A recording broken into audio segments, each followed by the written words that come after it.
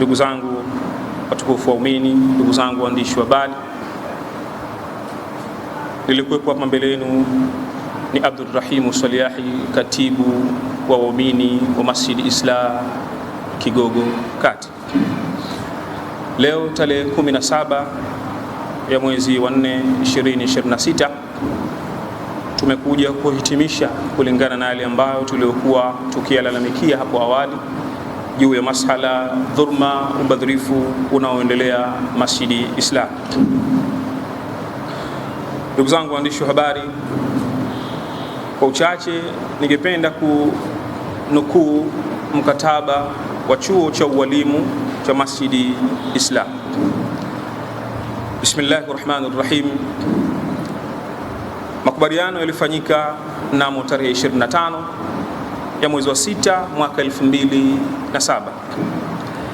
Masjid Islah Kigogo kama anwani ya sanduku la posta 87042 Dar es Salaam, ambapo pia watatajwa kwa ufupi kama wadhamini kwa upande mmoja.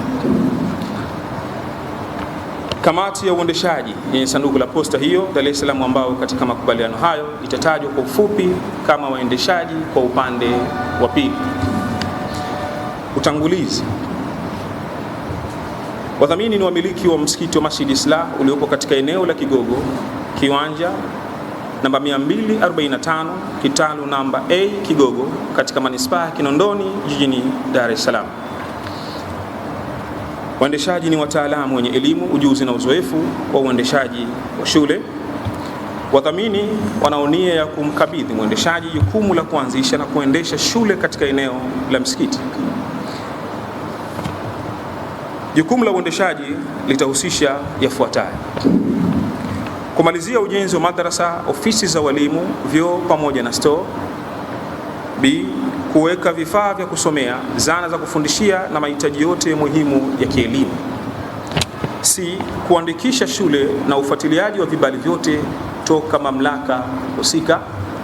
D, kuajili walimu na wafanyakazi wengine wa shule na kuwalipa mishahara yao na mafao mengineyo.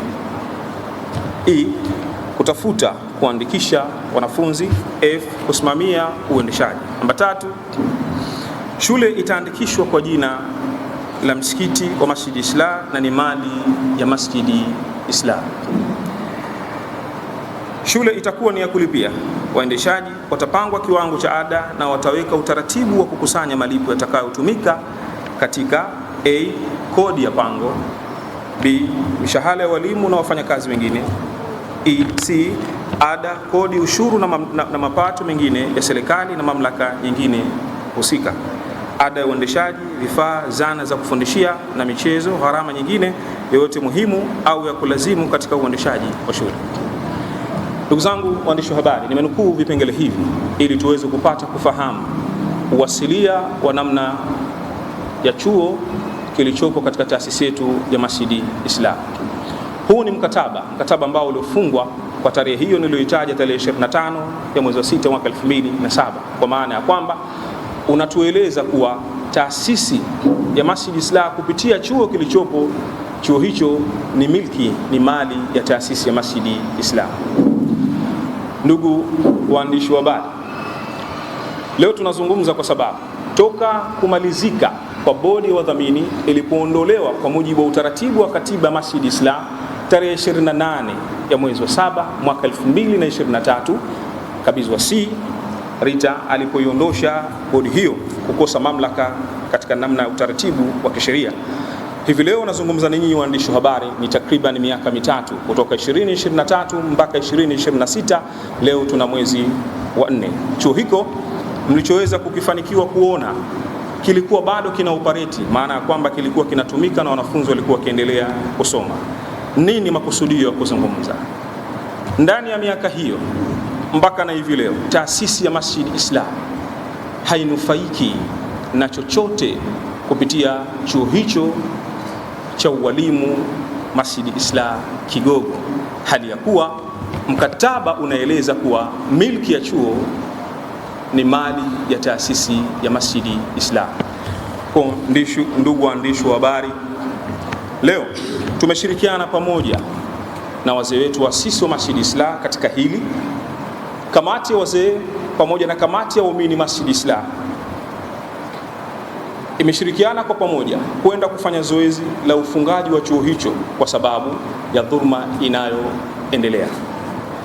Ndugu zangu waandishi wa habari, naona hii itakuwa ni takriban mara ya 3 toka press yetu ya mwisho tulioifanya tarehe 16 ya mwezi wa 8 2024.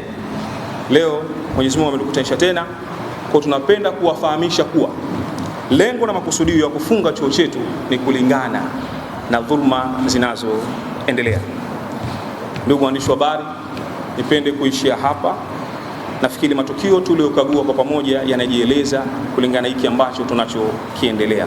Tukizungumza kwa tafsiri ya neno dhulma, tunamaanisha ya kwamba chuo kama vile mkataba ulivyokuwa unajieleza. Kwa mfano, namna ya chuo kilivyo, namna ukarabati chuo kuweza kuwa katika hali iliyokuwa nzuri ya kiutendaji katika masala ya kielimu zaidi. Lakini kulingana kile kinachoendelea, mwendeshaji huu wa chuo ameshindwa kuzingatia namna mkataba wake vile ambavyo unavyojieleza. Hali ya chuo imekuwa taabani, mazingira yake yenye mtihani. Licha ya hivyo, hata manufaa ya taasisi Masjid Islah ndani ya miaka hiyo mitatu, taasisi ya Masjid Islah haijawahi kupokea kodi ya aina yoyote inayotokana na chuo cha Masjid Islah ambao ni chuo cha ualimu. Kwa maana yake ni manufaa ya watu wachache ambacho walikuwa wanaoperate chuo hicho. Muni na makusudio ya kuwaita leo taasisi ya Masjid Islah kukosa stahiki zozote zinazotokana na chuo, kamati ya waumini pamoja na kamati ya wazee wa asisi wa Masjid Islah, tulidiriki kwenda katika ofisi ya kabidhi wasii mkuu RITA. Tulikaa vikao vingi ambavyo vilikuwa vinazungumza masuala ya Masjid Islah kulingana na yale ambayo yalikuwa yanaendelea. Ofisi ya kabidhi wasii iliweza kuunda kamati ya uchunguzi, kamati ambayo ilikuja kufanya kazi ndani ya taasisi yetu ya Masjid Islah. Lakini pia tunasikitika mpaka na hivi leo tarehe 17 ya mwezi wa 4, ripoti ya kamati ya uchunguzi kutoka ofisi ya kabidhi wasii mkuu RITA hatujaweza kuipata mpaka na hivi leo. Na ndio maana wazee wetu pamoja na sisi vijana wao tumeamua kuyasema haya ili kuonekana kulingana na kile ambacho kinachoendelea katika namna ya dhulma kubwa inayoendelea kupitia chuo hiki cha ualimu Masjid Islah. Kile ambacho tunachokitarajia ni kwa ajili ya kuoperate katika tafsiri nyingine, kwa maana ya kwamba tunachokiendea baada ya hapa, tunapomaliza taratibu zetu za uchaguzi, pale ambapo tunaposimika bodi yetu, itakuwa na mamlaka ya kujua namna ya uendeshaji ni kitu gani kitaendelea baada ya chuo hiki kukifunga. Licha ya kamati ya uchunguzi ya serikali kuundwa, lakini hakuweza kutoa ushirikiano mpaka na hivi leo. Kama vile ambavyo nilivyoelezea kunako nukuu ya mkataba wa chuo, mkataba wa chuo umejielezea kwa vizuri. Mnufaika mkubwa alikuwa ni taasisi ya Masjid Islah iliyokuwa chini ya bodi ya wadhamini. Bodi ya wadhamini, kama vile ambavyo nilivyozungumza, kabidhi wasii aliweza kuiondosha bodi ya wadhamini mnamo tarehe 28 ya mwezi wa 7 2023 kwa sababu ya ubadhirifu mkubwa uliokuwa ukifanyika wakati bodi hiyo ipo. Toka kuondolewa kwa bodi ya wadhamini kwa utaratibu wa kisheria na kwa mujibu wa katiba ya Masjid Islah, toka 2023 mpaka 2026 chuo kiliendelea kuoperatiwa hali ya kuwa taasisi ya Masjid Islah hainufaiki na chochote. Kwa mfano, tukisema taasisi ya Masjid Islah ina sehemu yake kubwa ya kuhifadhi mali zake, kwa maana ina benki, amana benki. Kwa mujibu wa utaratibu, kunako ile kamati ya uchunguzi ya RITA kutoka serikalini, kabidhi wasii kwa mujibu wa mamlaka aliyokuwa nayo aliwaamuru wale wote ambao wako katika sehemu ya milki ya taasisi ya Masjid Islah waweze kuingiza pesa kulingana na sehemu wanaoitumia. Lakini toka tulivyofuatilia na taratibu hizo kuonekana, hakukuwahi kuonekana kiwango chochote cha fedha kilichokuwa kinaingizwa kupitia chuo cha ualimu Masjid Islah Kigogo. Mzee wa Masjid Islah toka mwaka 1967 tumeingia hapa ni kiwanja chetu hichi cha msikiti tuliopewa, na baadaye nikachaguliwa kuwa mwenyekiti, tukaujenga msikiti huu. Sasa matatizo haya yanakuja hapa na pale, sisi wazee mengine hatuyajui kutokana na elimu, mambo ya ujanja, mambo ya elimu yale. Hawezi kula mtu na wewe ukawa unashindwa kumdhibiti, ile hali anakula kitu chako, anakula kwa sababu yeye ana elimu, ni mjanja na ana mategemeo ndio anakula. Sasa vijana hawa tumewachagua, anasimamia mambo na afuatilia, na sisi tupo, ndio wenyewe tulijenga msikiti huu toka 67 mpaka leo. Akitokea mtu anafanya kinyume cha hapo, sisi tunamwambia wewe unafanya kinyume, lakini watu watakaofuatilia, sio sisi hapa zishakuja sisi kumbele za kwenda wakatoto, unaweza ukaanguka tu kwa sababu ni kumbukumbu nyingi unakuwa huna kumbukumbu zote kwa wasomi. Kama huyo katibu kuja hapa akasoma kumbukumbu, sasa mimi karatasi ninayo ndani, lakini sijui tena, kwa sijui umri mpaka 80 na kitu, umri umekwenda. Sasa ndio tusema kwamba waandishi habari mmekuja hapa, taka habari zetu zisifike kwa wanaohusika. Wale wanaohusika wale ndio watashtukia wao wenyewe, kumbe hizo habari zinatajwa hivi na hivi na hivi na hivi. Wafuatilie mambo yetu yapate kwa vizuri, kwa sababu tunataka kufanya uchaguzi. Msikiti sasa hivi hauna uongozi kamili. Uongozi kamili uko na bodi wa dhamini. Sasa nataka kwenda huko unapigwa chenga, kwenda huko unapigwa chenga, na miaka inakwenda tu. Tunaweka viongozi wa muda, vijana wa muda tu. Nataka tuweke uongozi, tuweke bodi wa dhamini, kamati tendaji, ifuatilie mambo kihalali, kila kitu kiwe kihalali. Sasa mimi lolote la kusema sina. Ndio nasema nakushukuruni, mmekuja hapa kutusikiliza matatizo yetu na mmeyasikia.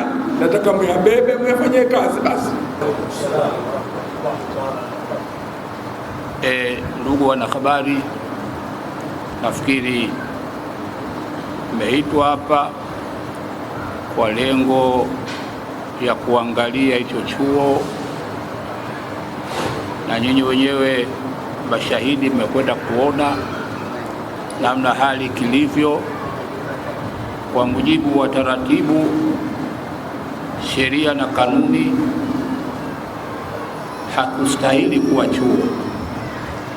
Lazima tukubali kwamba hali ile haistahili hata kuwa chuo.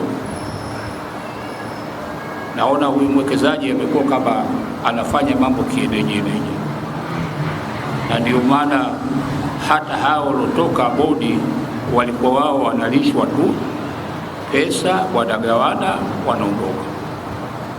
Sasa sisi tulichokiona kama wazee wa taasisi hii, kila sehemu kuna wazee na kuna waasisi. Sisi tunapotuona ni waasisi na wazee. Mimi na bwana toka 67 tuko hapa, toka vijana wadogo mpaka tumefikia hatua hii, lakini tumejenga wenyewe kwa nguvu zetu. Mpaka huyu kijana anakuja anaweka chuo, anafanya mazingira ambayo yasiyostahiki, na sisi tumekaa kwa kuheshimu hao bodi. Bodi kilichofanyika wanajua wao, pamoja na kabidhi wasii katika kamati yake aliyoiweka. Sasa sisi tumeona kwamba hii hali itaifika mpaka lini. Kila mmoja anafanya mtego kwa kuona kwamba hakuna bodi. Sasa kama hakuna bodi, lakini tupo waumini wenyewe na tumeteua kamati ndio hii. Nafikiri nyewe mmeona nje huko jinsi namna walivyofanya, vyoo vichafu, majengo huko ya machafu. Sasa leo tutakaa mpaka muda gani mpaka tutapata huo uchaguzi, tuwaweke watu watawatambua wao na kuwapa pesa wao? Si hiyo tu, tumeanzia chuo huko na wengine vipi tutafuatilia. Sasa lengo letu nyinyi mtusaidie, kwa sababu sisi ndio wazee tuko hapo, na unaona wote wazee wote tabani, hakuna sehemu isiyokuwa na pensheni. na sisi vile tunataka pension. Sasa leo mmekuja hapa mnatuuliza kwamba sisi tumefunga chuo kwa misingi kwamba huyu bwana hana chochote anachokifanya, bora sijafunge, tufanye jitihada tuboreshe wenyewe kile, hata kutoe mwingine tutakubaliana naye, lakini sisi lengo ni kuboresha. Kama unavyoona tunakuboresha chini na juu, tunataka kuboresha. Sasa hatuwezi tukaletewa fujo na sisi tunataka kuweka kuboresha kule juu. Kwa hiyo tunakuombeni nyinyi mtusaidie, wazee pamoja na vijana wetu. Tumeamua kufunga chuo. Sasa kama kuna maswali zaidi, basi wao watakuja sisi kwetu, sisi watatuuliza kwa nini nimefunga chuo. Nafikiri nimetuelewa. Kwa maana yeye tena hana nafasi ya aina yote, kaitwa na serikali ya kadharau. Sasa tumjue wapi alikotegemea.